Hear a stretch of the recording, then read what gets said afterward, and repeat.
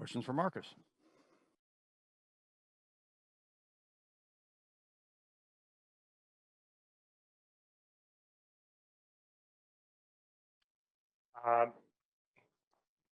Having been out a couple of days, first of all, how's your hand? It's better. Still a little sensitive.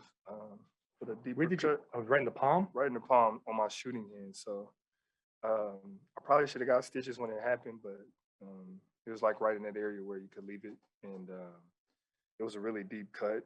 So in the days that I tried to test it out, I couldn't even catch a ball with it. So it's kind of hard to play with your dominant hand and you can't catch a ball. So we just want to give it more days to heal up, and it's been healing up very well. You know, training staff's done a good job of protecting it and making sure that that I'm protected out there on the court with. That happened during the Bucks game? During the Bucks game, I went on a loose ball. I think it was when I was guarding Bobby Portis, and me and him went to the floor, and I went to get the ball, and we think like a piece of the wood was sticking up, and it kind of just cut me deep because it wasn't a regular floor burn. It was really deep. So, and then I played through it the rest of that game, and the next morning I was in the excruciating pain with it. And like I said, I couldn't even catch a ball. So just wanted to give it more days to heal up before we go out there and try it. You guys were able to respond to some of their runs there in the third quarter. They cut it down to 13. You're up 30. They cut it down to 13. And you whip off an 8-0 run. What goes into that response? Just getting a great shot. We're playing against a really good team with some really good players, and they've been playing really well. And we've been in this position before, where we have a big league and teams go on a run and we just fold. So for us, it was really just focusing on getting a great shot. When they punch us, sustaining that punch and punching back. And that's what we did. And, proud of these guys for that.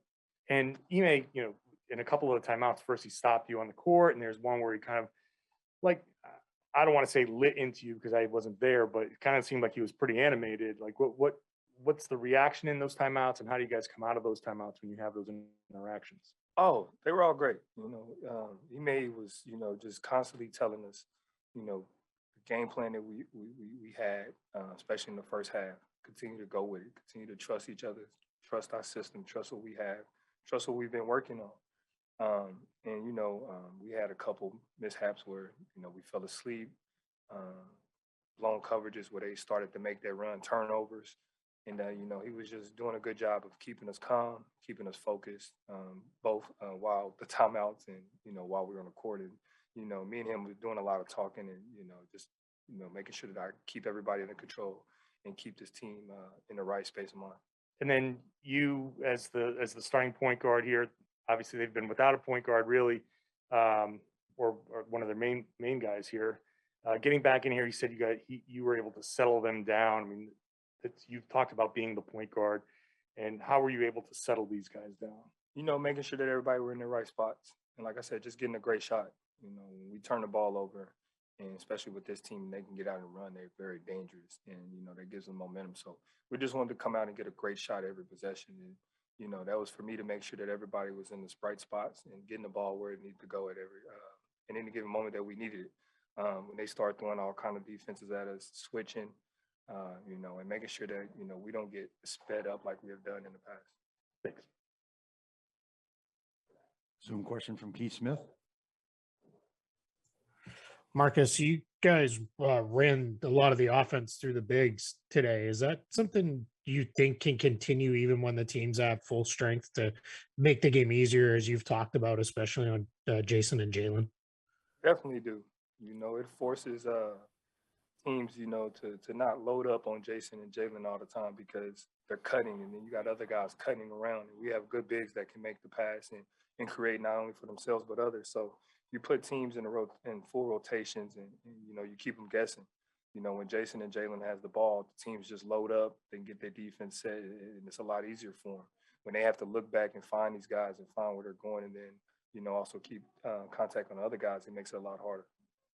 Final question today from Maria from Tab Deportes.